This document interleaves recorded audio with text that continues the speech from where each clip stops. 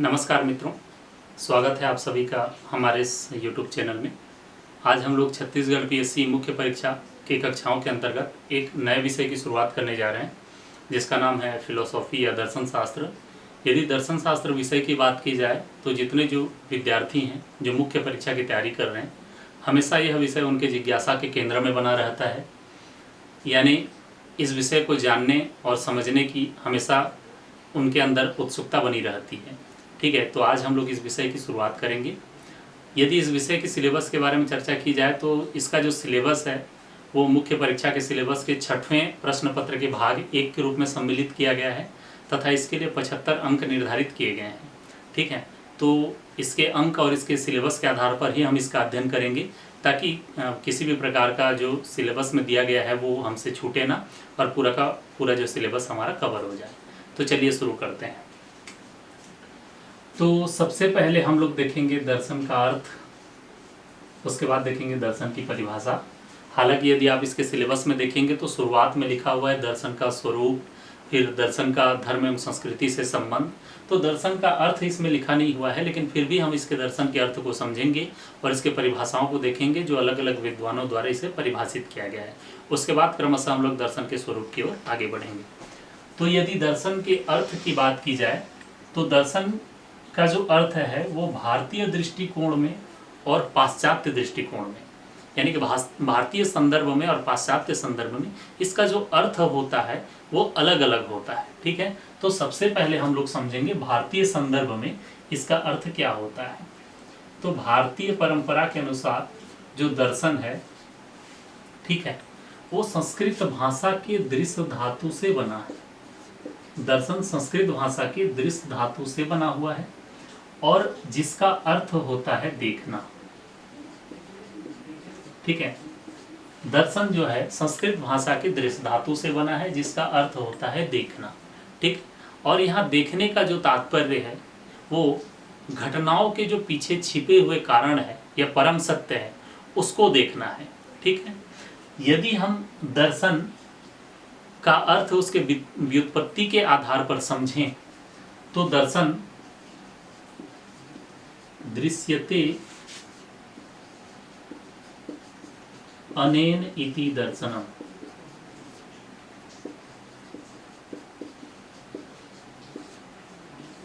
अर्थात इसका अर्थ होता है जिसके द्वारा देखा जाए। ठीक है, इसके व्युत्पत्ति के आधार पर इसका अर्थ है दृश्यते अनेन इति दर्शनम, अर्थात जिसके द्वारा देखा जाए। अब यहाँ प्रश्न ये उठता है कि किसे और किसके द्वारा देखा जाए। ठीक है, दृश्यते अनेन इति दर्शनम, अर्थात जिसके द्वारा देखा जाए। तो किसे देखा जाए और किसके द्वारा देखा जाए। तो किसे देखा जाए, परम सत्य को देखा जाए, वास्तविक कारण को देखा जाए कि कोई भी घटना जो घटित हो रही है उसके पीछे कारण क्या है। सतही ज्ञान नहीं बल्कि आंतरिक ज्ञान, अंतर्दृष्टि से अंतर्मुखी होके अंतर्दृष्टि से हमको परम सत्य का मतलब खोज करना है या परम ज्ञान को प्राप्त करना है या सत्य का साक्षात्कार करना है। किसके द्वारा, जैसे मैंने अभी बताया, अंतर्दृष्टि के द्वारा, ज्ञानेंद्रियों के माध्यम से परम सत्य का ज्ञान ही क्या है, दर्शन है। भारतीय संदर्भ में या भारतीय परंपरा के अनुसार दर्शन जो है संस्कृत के दृश्य धातु से बना है जिसका अर्थ होता है देखना, और यहाँ देखने से तात्पर्य है अंतर्दृष्टि के द्वारा वस्तु एवं घटनाओं के पीछे छिपे हुए परम सत्य को देखना है या परम ज्ञान प्राप्त करना है या परम सत्य का साक्षात्कार करना है, यही दर्शन है। ठीक है, आशा करता हूँ ये आपको समझ में आ गया होगा। ठीक है, यदि 30 शब्दों के लिए आता है तो इसे आसानी से आप इस प्रकार लिख सकते हैं, एग्जाम में कई बार पूछा भी गया है। ठीक, यदि 60 शब्दों में आता है तो आप इसके साथ पाश्चात्य जो परंपरा है या पाश्चात्य जो संदर्भ में है इसको भी सम्मिलित कर सकते हैं। ठीक है, तो आगे हम लोग देखते हैं पाश्चात्य परंपरा में दर्शन का अर्थ क्या होता है। तो जो दर्शन है, दर्शन अर्थात फिलोसॉफी, ये जो फिलॉसफी है दो शब्दों से मिलकर बना हुआ है। पहला है फिलोस और दूसरा है सोफिया। तो जहां फिलोस का अर्थ होता है प्रेम या अनुराग, वहीं सोफिया का अर्थ होता है ज्ञान। अर्थात पाश्चात्य के संदर्भ में फिलॉसफी का अर्थ होता है ज्ञान के प्रति प्रेम। अर्थात पाश्चात्य के संदर्भ में जो फिलॉसफी का अर्थ होता है वो होता है ज्ञान के प्रति प्रेम या ज्ञान के प्रति अनुराग।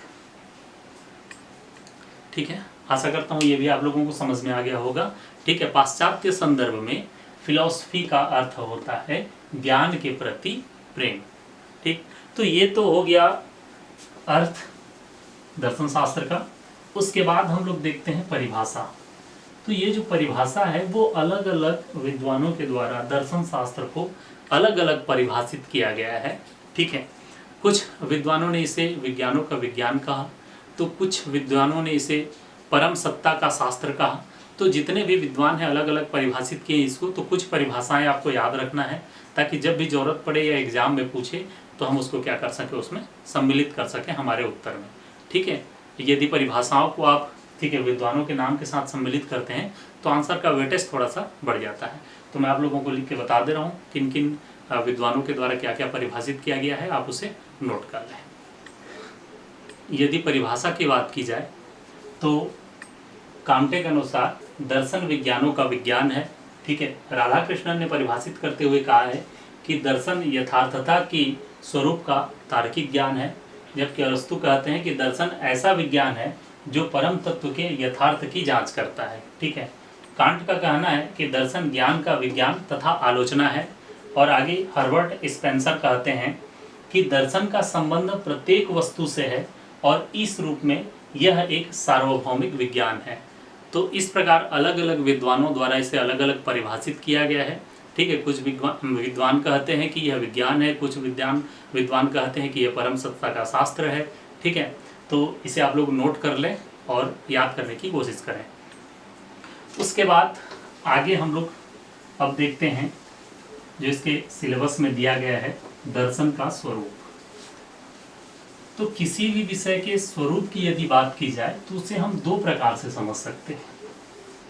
पहला उसके अध्ययन क्षेत्र और विषय वस्तु के आधार पे, दूसरा उसके प्रकृति या लक्षण के आधार पे। ठीक है, यदि हम उसके स्वरूप की बात करें तो दो आधार पर हम समझ सकते हैं। पहला उसके अध्ययन क्षेत्र को देखें,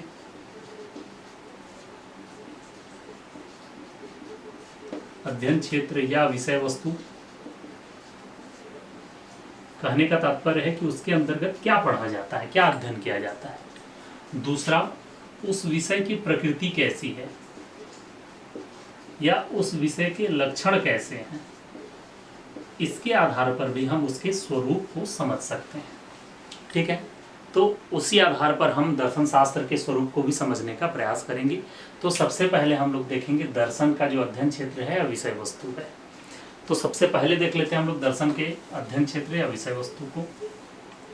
तो यदि दर्शन शास्त्र के अध्ययन क्षेत्र की बात की जाए तो इसके अंतर्गत यानी कि दर्शन शास्त्र के अंतर्गत संपूर्ण ब्रह्मांड का अध्ययन किया जाता है। ठीक है, चाहे वो ईश्वर हो, चाहे वह मनुष्य हो, चाहे वो आत्मा हो, चाहे परमात्मा हो, चाहे वह जीव हो, चाहे वह निर्जीव हो। ठीक है, चाहे हम कह सकते हैं चर हो या अचर हो, इन सभी का अध्ययन दर्शन शास्त्र के अंतर्गत किया जाता है। जब इतना बृहद पैमाने पर या विस्तृत रूप में दर्शन शास्त्र का अध्ययन क्षेत्र है या अध्ययन किया जाता है तो इसके अध्ययन क्षेत्र और विषय वस्तु का निर्धारण करना संभव नहीं है। ठीक है, जब संपूर्ण ब्रह्मांड का अध्ययन किया जाता है दर्शन शास्त्र के अंतर्गत तो इसके जो अध्ययन क्षेत्र है या विषय वस्तु को तय करना संभव नहीं है। फिर भी विद्वानों के द्वारा इसके अध्ययन क्षेत्र को ठीक है निर्धारित करने का प्रयास किया गया है। तो उसी के आधार पे हम इसका अध्ययन क्षेत्र निर्धारित करेंगे और पढ़ेंगे।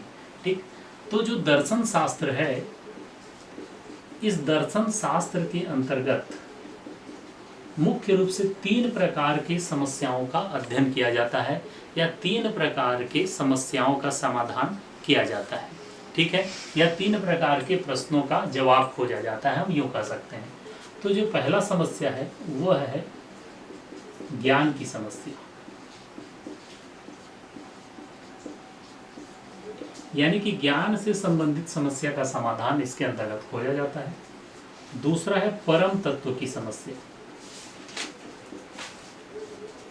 यानी कि परम तत्व से संबंधित समस्या का समाधान किया जाता है या इसके बारे में अध्ययन किया जाता है। तीसरा है मूल्य की समस्या, मूल्य की समस्या का भी समाधान इसके अंतर्गत किया जाता है या अध्ययन किया जाता है।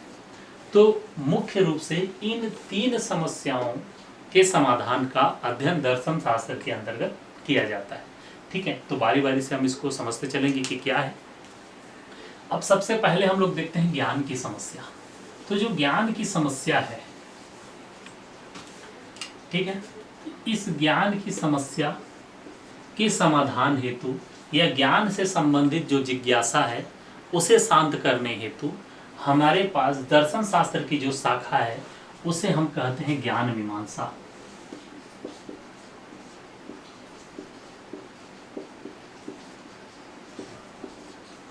ठीक है, यानी कि ज्ञान से संबंधित जितनी भी समस्याएं हैं उनके समाधान हेतु दर्शन शास्त्र के अंतर्गत जो विषय का विकास हुआ या जो विषय जन्मा उसे कहते हैं हम लोग ज्ञान मीमांसा, ठीक है।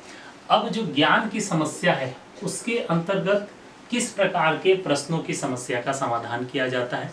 तो सबसे पहले हम लोग देखते हैं कि ज्ञान क्या है, ठीक है, ज्ञान का स्रोत क्या है, किस प्रकार ज्ञान हम प्राप्त कर सकते हैं, ठीक है, ज्ञान की व्याख्या क्या है।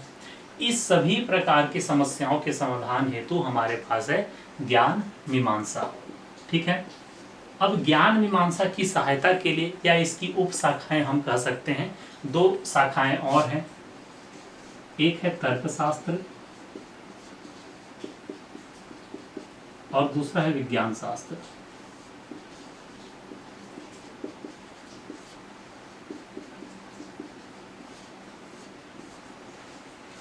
ठीक है, तो ज्ञान से संबंधित जितनी भी समस्याएं, जैसे ज्ञान का स्रोत क्या है, ज्ञान हम कैसे प्राप्त कर सकते हैं, ठीक है। अब ज्ञान का जो वो है मतलब किस प्रकार से ज्ञान को समझा जा सकता है। तो ये जो ज्ञान की समस्या है इसके समाधान के लिए दर्शन शास्त्र के अंतर्गत 3 शाखाएं हैं जिसके अंतर्गत हम ज्ञान से संबंधित जितनी भी समस्याएं हैं उसका समाधान करते हैं या ज्ञान से संबंधित जितने भी प्रश्न हैं उसका जवाब खोजते हैं। पहला ज्ञान मीमांसा, दूसरा तर्क शास्त्र है, तीसरा है विज्ञान शास्त्र, ठीक है। उसके बाद दूसरी जो समस्या है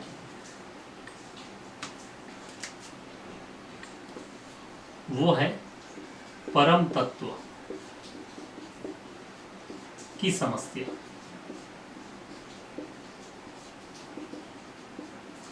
परम तत्व की जो समस्या है, परम तत्व की समस्या के समाधान हेतु मैं बताऊंगा क्या है।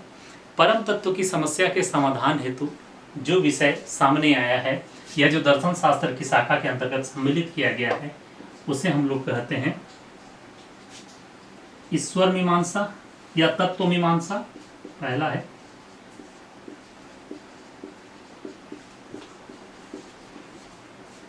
दूसरा है ईश्वर मीमांसा,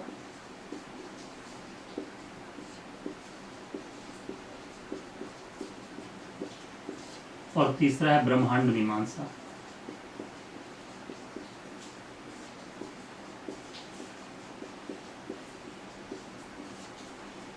ठीक है, तो परम तत्व की समस्या के समाधान हेतु जो दर्शन शास्त्र की शाखा है वो है तत्व मीमांसा मुख्य रूप से। उसके बाद इसकी शाखाएं हम कह सकते हैं ईश्वर मीमांसा और ब्रह्मांड मीमांसा को, ठीक है। तो जो तत्व की समस्या है वो किस प्रकार की समस्या है, वह इहलोक से परे, ठीक है, परलोक की बातों को जानने का प्रयास इसके अंतर्गत किया जाता है।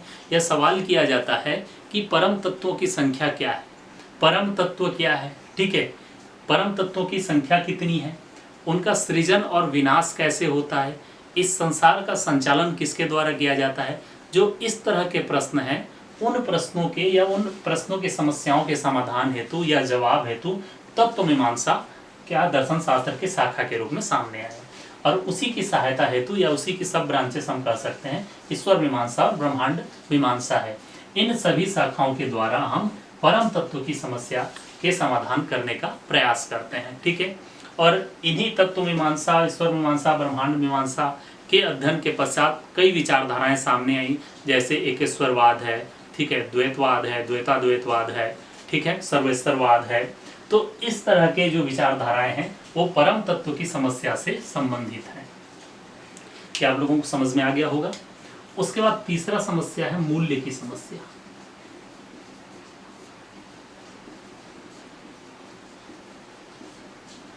तो यदि मूल्य की समस्या की बात की जाए, ठीक है, तो मूल्य की जितनी भी समस्याएं हैं उन समस्याओं के समाधान हेतु पहला जो मतलब शाखा है वो है मूल्य मीमांसा।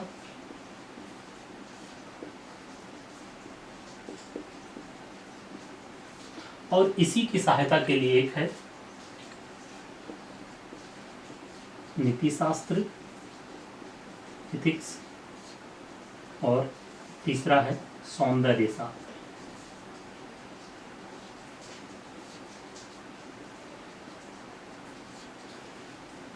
एस्थेटिक्स और इथिक्स बोलते हैं इसको, ठीक है। तो अब मूल्य की समस्या अर्थात जो मूल्य होते हैं किस प्रकार के होते हैं, सकारात्मक मूल्य क्या है, नकारात्मक मूल्य क्या है, मूल्य को हम कैसे धारण कर सकते हैं। सकारात्मक मूल्य यानी कि प्रेम है, करुणा है, दया है। नकारात्मक मूल्य ईर्ष्या है, घृणा है, द्वेष है। तो इन सभी मूल्यों की समस्याओं के अंतर्गत इन सभी मूल्य की जो समस्याएं उनको जानने के लिए और इनके समस्याओं के समाधान हेतु मूल्य मीमांसा का विकास हुआ, ठीक है। उसके बाद इसकी सहायता के लिए नीति शास्त्र है, नीति शास्त्र है, सौंदर्य शास्त्र है। तो नीति शास्त्र के अंतर्गत हम ये अध्ययन करते हैं कि उचित क्या है, अनुचित क्या है, सही क्या है, गलत क्या है, नैतिक क्या है, अनैतिक क्या है। इन सभी के बारे में नीति शास्त्र का अध्ययन किया जाता है, ठीक है। जो इथिक्स है या नीति शास्त्र उसका सिलेबस भी सम्मिलित किया गया है, उसको भी हम लोग लास्ट में देखेंगे।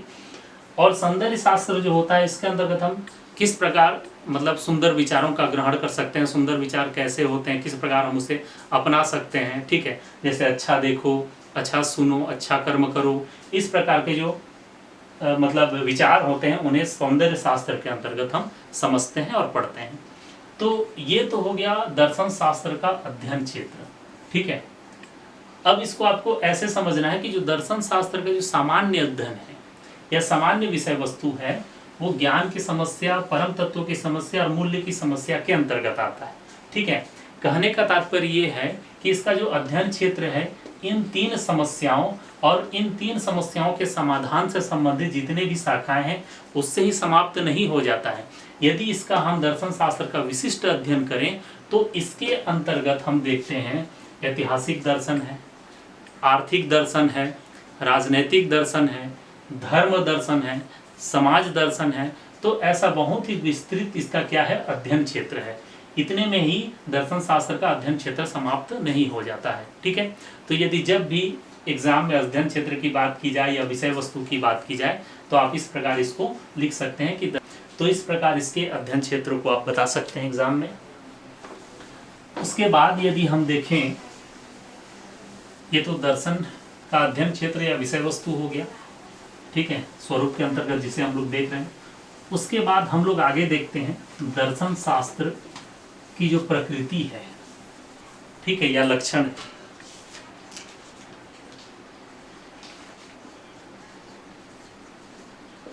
दर्शन की प्रकृति, दर्शन की प्रकृति और लक्षण की यदि बात की जाए तो सबसे पहले हम लोग देखते हैं कि दर्शन जो है निरपेक्ष चिंतन प्रणाली है।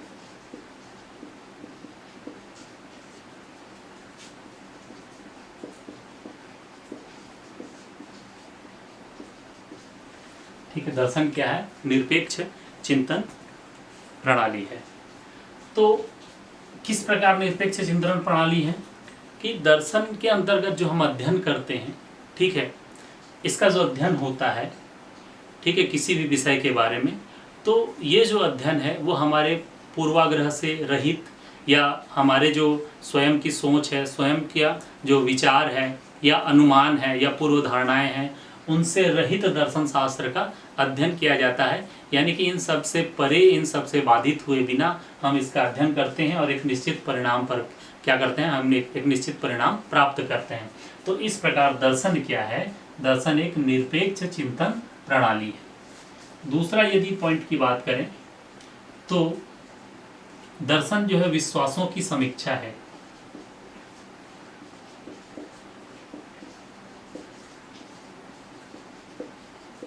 विश्वासों की समीक्षा किस प्रकार है?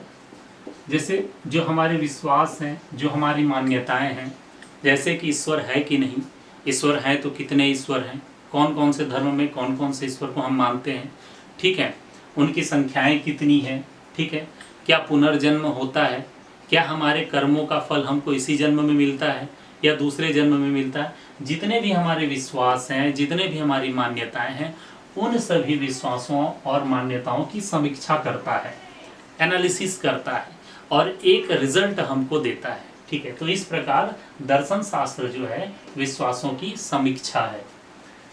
तीसरा, अवधारणाओं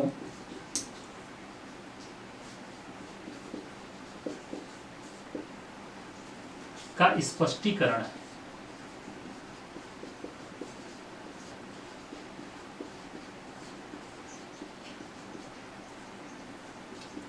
दर्शन शास्त्र जो है अवधारणाओं का स्पष्टीकरण है। तो किस प्रकार स्पष्टीकरण है?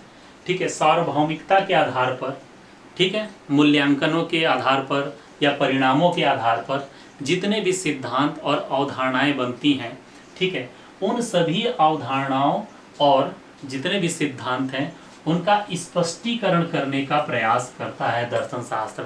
यानी कि दर्शन शास्त्र के अंतर्गत हम सिद्धांतों का, अवधारणाओं का स्पष्टीकरण करते हैं, यानी कि एक प्रूफ देते हैं कि ये जो सिद्धांत हैं वो सार्वभौमिक हैं, सभी जगह समान रूप से लागू होते हैं। तो इसलिए अवधारणाओं का स्पष्टीकरण है दर्शन शास्त्र।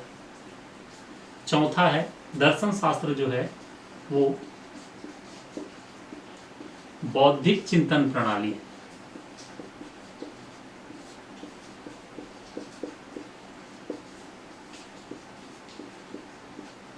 बौद्धिक चिंतन प्रणाली कहने का तात्पर्य है किसी भी घटना के पीछे छिपे हुए परम सत्य को तर्क के आधार पर एनालिसिस करके, चिंतन मनन करके हम एक रिजल्ट तक पहुंचते हैं, एक तथ्य को एकत्रित करते हैं, एक परिणाम हम प्राप्त करते हैं। सोच के द्वारा, चिंतन के द्वारा, मनन के द्वारा, तर्कों के माध्यम से एनालिसिस करके, विश्लेषण करके, उसका मूल्यांकन करके हम एक परिणाम को प्राप्त करते हैं। इसलिए क्या है, दर्शन शास्त्र एक बौद्धिक चिंतन प्रणाली है। उसके बाद दर्शन शास्त्र संपूर्ण विश्व की समग्रता को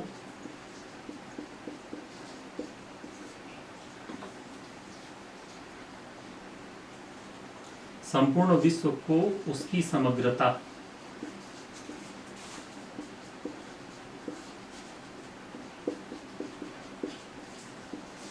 में समझने का प्रयास है।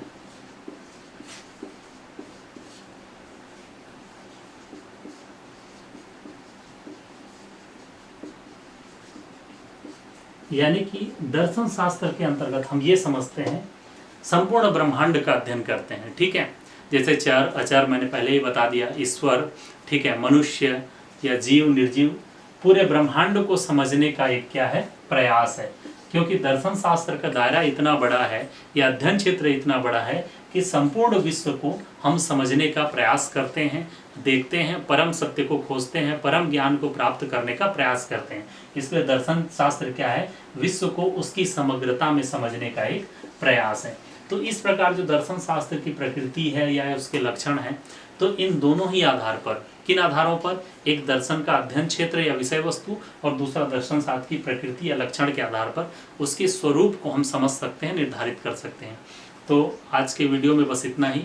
इसके बाद नेक्स्ट वीडियो में हम लोग देखेंगे कि दर्शन का धर्म के साथ और संस्कृति के साथ क्या संबंध है, यानी कि क्या समानताएं हैं, कैसे एक दूसरे को प्रभावित करते हैं, साथ ही साथ विज्ञान के साथ भी उसका संबंध को देखेंगे। आशा करता हूँ कि ये वीडियो आप लोगों को पसंद आया होगा। ठीक है, अगर किसी भी प्रकार का डाउट होता है तो आप लोग नीचे कमेंट करके मुझे ज़रूर बताएं। ठीक है, अगले वीडियो में मैं उसको सुलझाने का प्रयास करूँगा। इस वीडियो को देखने के लिए बहुत बहुत धन्यवाद।